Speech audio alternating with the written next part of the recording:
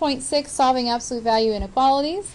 The way you solve absolute value inequalities is very similar to how you solve absolute value equations. Look at number 1 on your notes, and notice that I have went ahead and solved the absolute value equation. Now looking at number 2, all that changes is that it changed from an equal sign to a less than sign. So go ahead and put the 2 points, negative 14 and 2, on your graph, and note I'm not counting the units. And I'm going to put hollow circles around them because it's not our equal to, it's less than. And what we're going to do is we're going to pick a point in each region of the graph. And what I mean by region is we have the values less than 14, we have the values in between 14 and 2, and we have the values that are greater than 2. So, Katie, can you choose for me a value that's less than negative 14? Negative 18. All right, you can be anything. So we're going to plug that in for x. Negative 18 plus 6, absolute value, less than 8. Is that true or false? Let's see, negative 18 plus 6 is negative 12. The absolute value of negative 12 is 12. Is 12 less than 8? No, so that's a false statement. So that first region is not going to be a go. Let's test the middle region that I marked in pink. Who can pick a value that's an easy value that's in the pink zone? 0. Tate. 1 is easy, although I like, whenever you can use 0, I want you guys to use 0. 0 plus 6 is less than 8. So is the absolute value of 6 less than 8? That's true. Now go ahead and pick a value that's in the yellow zone. What's a number that's greater than 2? Anna? 3. That'll work. 3 plus 6 is 9. Absolute value of 9 is 9. Is that greater than 8? I'm sorry, less than 8? That's a trick question. That's a false statement that I just wrote. So now I'm going to go ahead and erase my little marks. And the region that you know to shade is the region that included the true test value. So the only true portion was in between negative 14 and 2. And it didn't matter which number we chose, as long as it was in that region. So the graph is in between here and here. Meaning this was an AND graph, right? Now, who can remember AND? Is AND a union or an intersection? A union. An intersection. All right. All right, so now for B, the only thing that changed is that it's greater than. So all we're going to do is let's go ahead and put the negative 14. Oops, I should use open circle. Open circle negative 14, open circle 2. And we can test our regions, but we already have them written out here. So let's just use the same ones. Negative 18 plus 6, absolute value, but instead of less than, changed it to greater than 8. Is that a true or a false statement? True. And 0 plus 6, is that greater than 8? No, it's false. And last one, we'll use 3 again. 3 plus 6, that's 9. Is that greater than 8? That's true, meaning they're going to point in opposite directions. This is an AND graph or a union. Or graph, a union. Thank you, guys. Keep me on my toes. And that's called the boundary points and test region. So the boundary points are the negative 14 and 2. The regions are the 3 zones created by those points. We pick a point at random, doesn't matter, you just choose ones that are easy, that are in each region, and test them in the equation. Yes? I'm confused because wouldn't the absolute value of negative 18 plus 6, wouldn't that be false? That it's greater than 8? Negative 18 plus 6 is negative 12. What was that? Is greater than 8. Yes, because the absolute value is positive. It's positive 12. All right, good job. All right, so now in each of these, you need to isolate the absolute value. That's always the first step. We don't have to do that for number 3, but do keep that in mind. What we're going to do is we're going to solve it like it's an absolute value equation. So go ahead and write 2x minus 5 equals 9 and 2x minus 5 equals negative 9. We're going to solve these just like we would an absolute value equation to determine the boundary points. Go ahead and add 5 to each side and divide out the 2. Same thing on this side. And divide out the 2. You should get these as your boundary points. Go ahead and graph them. I'm going to use open circles. And once again, I'm not being picky about the units. Okay, so now we have our 3 regions. I'm going to go ahead and highlight them just for fun in my 3 different colors.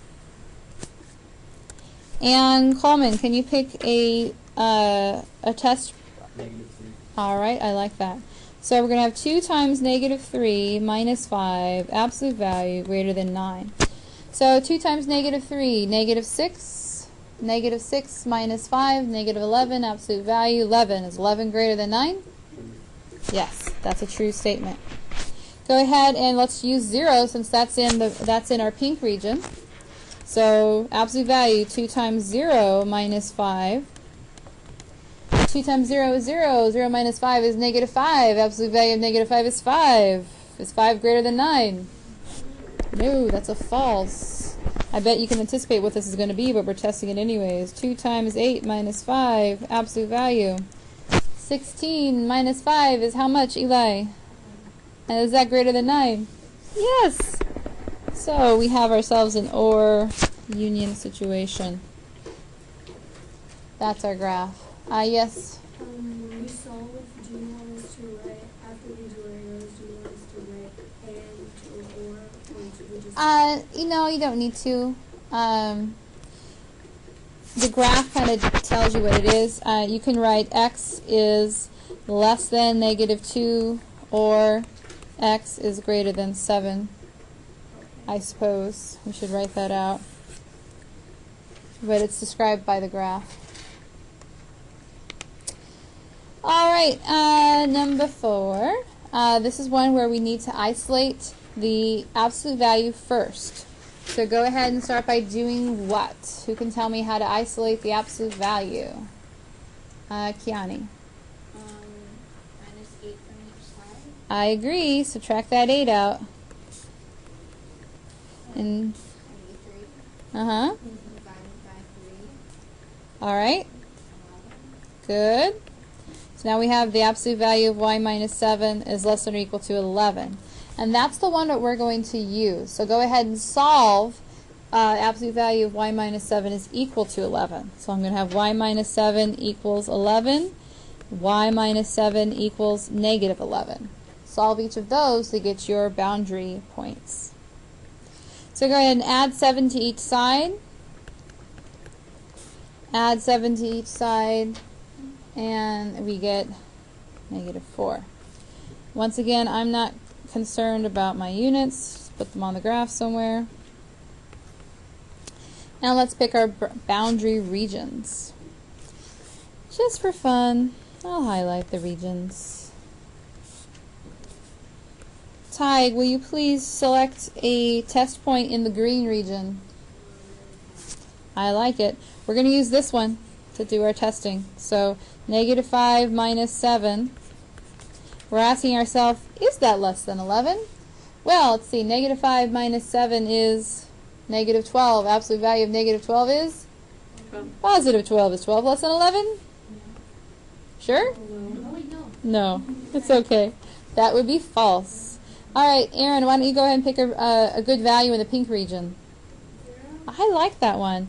So now you're going to say, is 0 minus 7 less than 11? Well, 0 minus 7 is -7. Absolute value of -7 is 7. Is 7 less than 11?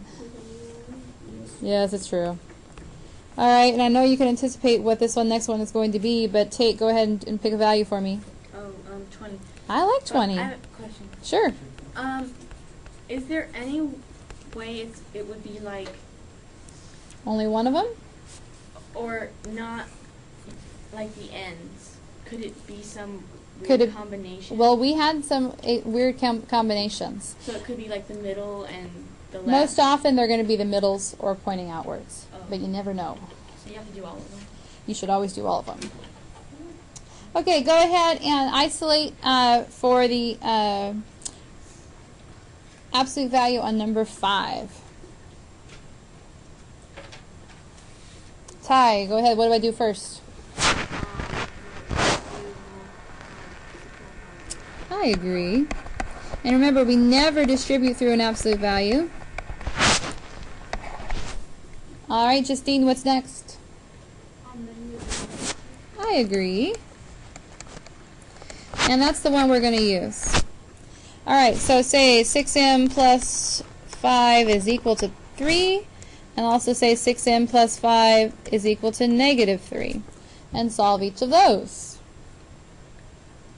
So we would subtract the 5 from each side. And we get negative 2. Divide by 6 and simplify, we get negative 1/3. Subtract the 5, we get negative 8. Divide by 6 and simplify, and we get negative 4/3. On this one especially, I'm not going to use those little tick marks because they're kind of close together. So I'm going to mark 0 just for fun. And I'm going to mark negative 1/3. And I'm marking negative 4/3. Open or close circles. Woo! One moment. There we are. Yes, I agree. Closed. All right. So now let's go ahead and mark our regions. We have our pink region, have a green region, and a yellow. Or equal to is when we use closed. When it doesn't have the or equal to, it is open, meaning it can't be that. All right, Kevin, why don't you go ahead and select a value in our pink region? -2. I like it. So remember, we're using this one. 6 times negative 2 plus 5 greater than or equal to 3. Let's see, is that true or false? Anybody have a guess? It is true. And let's see, Ingrid, can you pick a good one that's in our green region?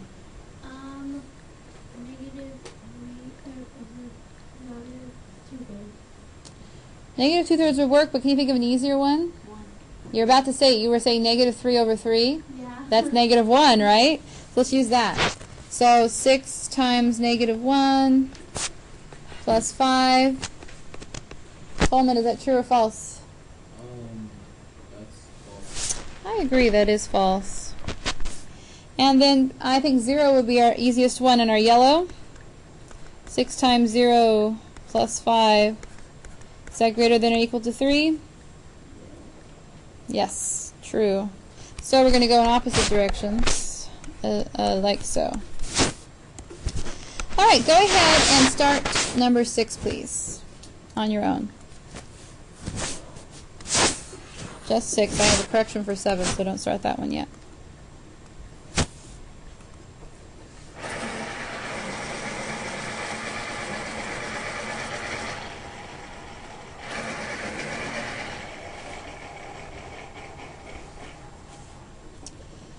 So remember, the first thing you're doing is isolating the absolute value. So when you subtract 5 from each side, you have negative 7, absolute value 4 minus x, greater than 12 minus 5, 7, right? Then, Griff, what's the next thing I should do?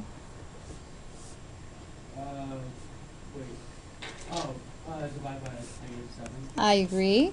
Now we're dividing each side of an inequality by a negative. So you need to flip the inequality. So instead of greater than, it's going to be less than. Is it possible? Can the absolute value ever be less than something that's negative? No, you're done. No solution. All right, number 7, there was a typo on your notes. Please cross out the less than or equal to sign and replace that with greater than or equal to sign.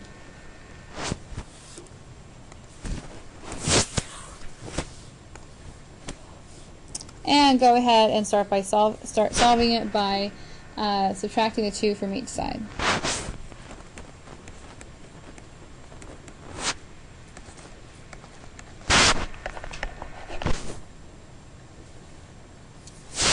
dividing at the 10.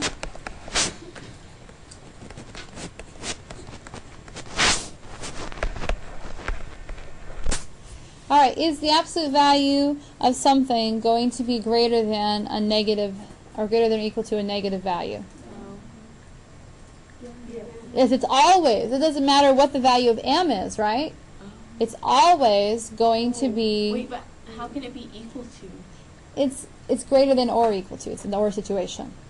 But how is that? But if it's negative 2, What it matters is that if this is 0 or it's negative, it's true because it's greater or equal to. It's not greater and equal. It can't be both. So this is going to be all real numbers. If you have absolute value greater than, or if you have absolute value greater than or equal to 0 or a negative value, it's all real numbers. All right, you guys, good job. How do I stop?